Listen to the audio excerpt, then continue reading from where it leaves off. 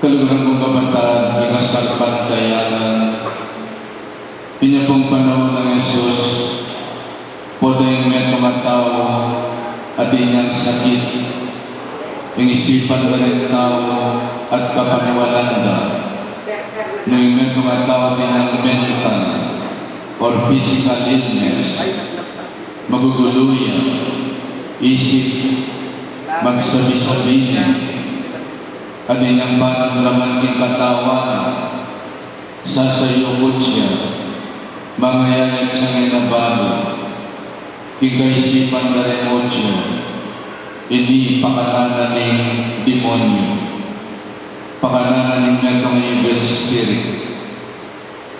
Ngayon tao kanita, mamaralan na to exorcise them. Uling marok ng espiritu, yung makakulabot kay isip mo, kaladwa mo, kapanamdaman mo, katawan mo, paparusana ka. Mantulang masika ng espiritu, bangketa, itabido rin demonyo, ababya kaligalikan, king kaisipan at katawan, ng metong atawa. Kailangan mantulang lagyong mayupaya, bangketa, itabini, marok espiritu. At yan ang ginamit ng lagyo ng Jesus. May lumpulan ng marok espiritu at ginayak na. By the mighty name of Jesus, dakala pakaya, agyamin do kabarkada, agyamin do kagrupo, agyamin do kapartido, apalwaldorin demonyo, kinlagyo ng Jesus. Nga nga ng Jesus, ninumaning karapat maya, kinlagyo ko, kakampitay. Buli na sabihan magdentama, ingay ka na ng maya, lugod, pamisan metong kapayapan, regardless of religious affiliation or political party. Partido na katama ng Jesus, o tanda rapat tamang maya. Kapartido na katamang Jesus, o ang pagdunatan tamang kapayapan, pamisan metong, o ang gagawa tang paralan, para king kapayapan, at pagkakasundo na rin tao. In unity, there is strength. In love, there is power.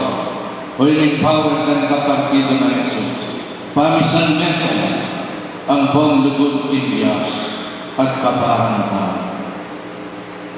My dear brothers and sisters, kinipunggas ka rin tayo. Ginamit niya ng mga tao, the all-powerful name of Jesus, to defeat the demons. Medong buwarin mo, brother and payari, yung laputan na yung marok, augali at gewak na, king biyana ng meto ngayon. Pwede meto ngayon nakdaragul me, magmanifesto na, ding marok ng ugali, may kadman ng bukya, may kadman ng kasya, may kadman ng maymutsi, may kadman ng pasagulero, laltoya kayong yuman, imanak, king marok. Kuling kasalan ng mana, midinantang malisya, midinantang kayunyungan, king marok, concupiscence and malice. And sometimes the evil is at work in us. At nung isang kagamitan ng marok espiritu, yung katawan ng tao, bangketa, gawayan marok. At yung medyo mapengari, ulwa na yan, pangaralan ng anak mo, itulit mo yung kaisipan, ituro mo yung mag-share, ituro mo yung gumalang, ituro mo yung kagakasan ng kapanugali, bang miyan at jating maya, aliking marok. Subilan mo, itang marok ng ugali, inanak mo, itulit mo yung kaisipan, turuan mo yung maya, bang ituntun niya yung daklat ng kabanalan, kasuyuan, lugod, pamisan metong, at pamidakit ng sarili. At meron pa rin powerful instrument o powerful factor Bahay metong anak asal ba naging marok o gali? Lugod. Lugod. Malugod ang disiplina kin meto ngayon. Ngayon tamang bunga nakatama ng lugod dari primary tama. Manaling meto nga doktora mo, nung balikdan ko yung biya ko, istrikto na rimako ko itatakbo. Pero may mungang maya. Siguro na may istrikto rimako ko itatakbo pa na ako. May pasitag ko at maging walwal na ako. Nung lugar rin, impiya ko sinayang kaya. We have the money. We have the influence. Pero nung ngayon namasikan, gulyot din pinari ko, kindugot at disiplina. May pakarap ko sana pamilya. Ingulyot din lugot kin pamilya, as natin kasikan. The power of love can vanquish the power of evil. At yung tayo nagpakanabuntok ng demonyo. Potang masilang lugot kin pamilya. At tugiming anak mo kitang maya at may pangayag niya. My dear brothers and sisters, manapaning ginuging gospel reading tama. Nilumaning munye, may mga basang danon. Uling alagad kaya. Sasabihan ko kaya tayo, tanggap niya ang plus. Simple mo, imagawa na kaya katama ng gino. Sasabihan na ng gino kaya katama, any kindness, na naman yung ganaka, ape pakit tama, na naman sao, hindi na kaya tama, karinaliwang tama, kinlagyo ng Jesus, will not lose its reward, at di niya mag-bless. Na naman yung nagawang tama, in the name of Jesus, not for my own publicity and popularity. Na naman yung kiyawa mo, na naman yung sinawag mo, in the name of Jesus. We are ambassadors of the kindness of God. Na naman yung gagawan mo, papaltong mo, yung ganakanan ng gino. Na naman yung sinawag ka, in the name of Jesus. Sana na naman yung diwata mo, it's all for God, for the glory of God, nagmarawang publicity, in the name of Jesus. Ginilagyo ng Jesus, gawata mong maya, at ablasa na katamang libo-libo mundo ninggin. At isangkan ng kiratamang pamanyaw, pamiraki, ang merong yung basang danon, ginilagyo ng Jesus.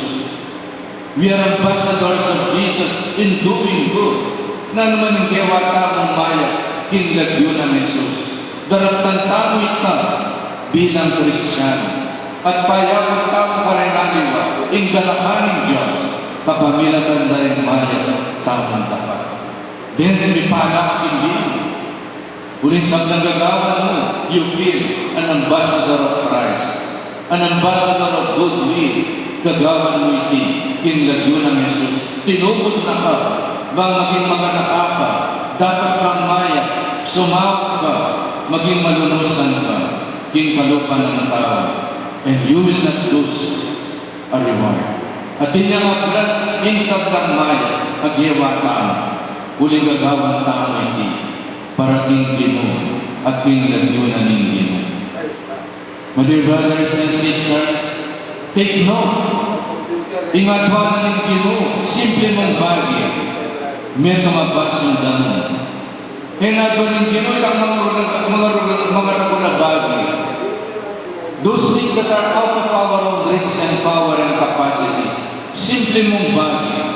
May tumabas ng danon. Numisan simpleng ganaka, inkailangan tama, bang patunayan ng lugod tama, kinmetong at metong. Simpleng ganaka, may tumabas ng danon. Simpleng ganaka, may nandok kang nasi. Simpleng ganaka, may glinis kang balik. Simpleng ganaka, may mipi ka para kang pamilya. Simpleng ganaka, inatumay ng asawa mo.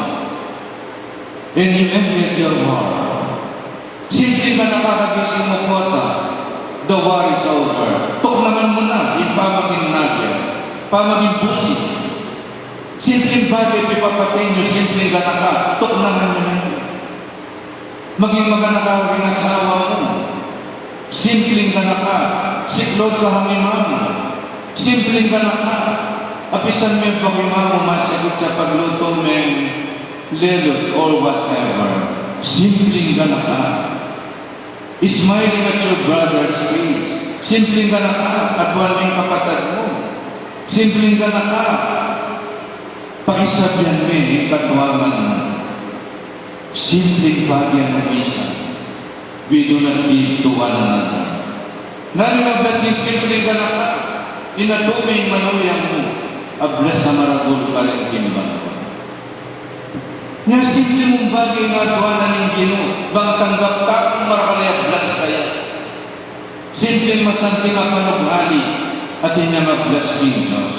Respeto ka rin pengarin, and good manners to other people.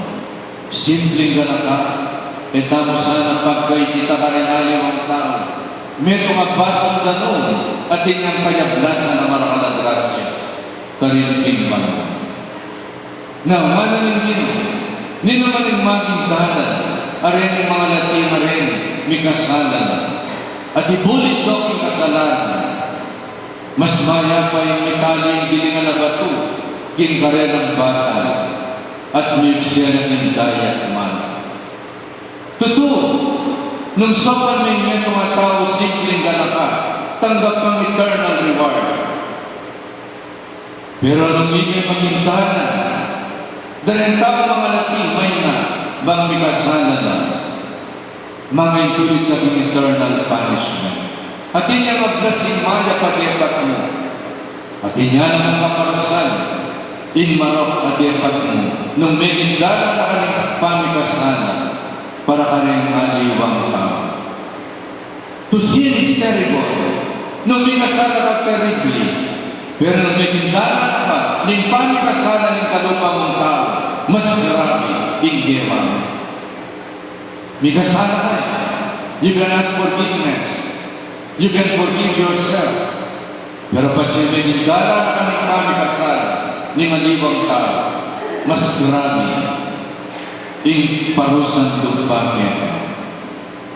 At ibang meto man na nakababay, meto iman, itatang na pag siya minuli ang karera, iba't siya kinobra, luklukin, ilakaw ng jacket na, ilakaw ng sapatos na, manindi ang sigarilyo, mamasayang jari, at yung bitis na, itong pakloking bago, lamisita.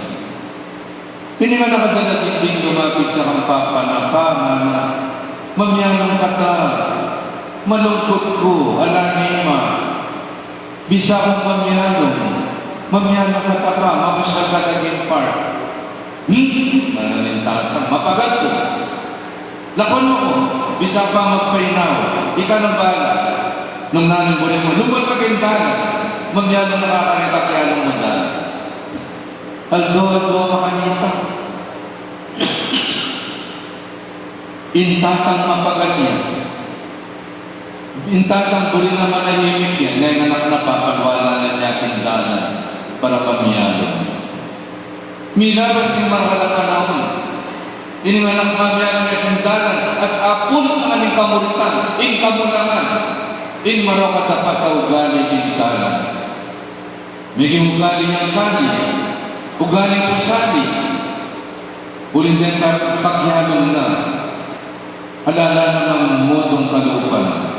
May biyasang malagras, may biyasang menako, may gindalagay, maski kaninong lalaki pinupiya. May tumusatin na sa kong may tumakilong na biyas, okay na ito. Bayan mo at ininganak kami, ininganak babae. May mulat sa tingin pamulakan. May draksat niya iwapa, may siraya kami biyeni. Di na namin panahon, may tingnan may tiyan naman itatang. Niyang palugnin banwa, ining babae, higit na yung San Pedro.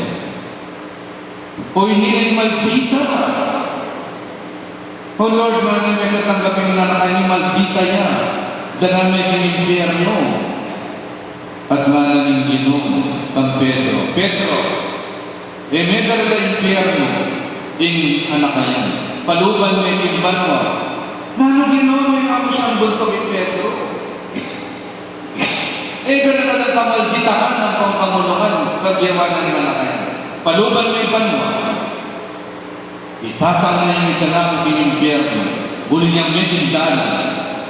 Baka si Raya Pia. Hindi Malakay niya.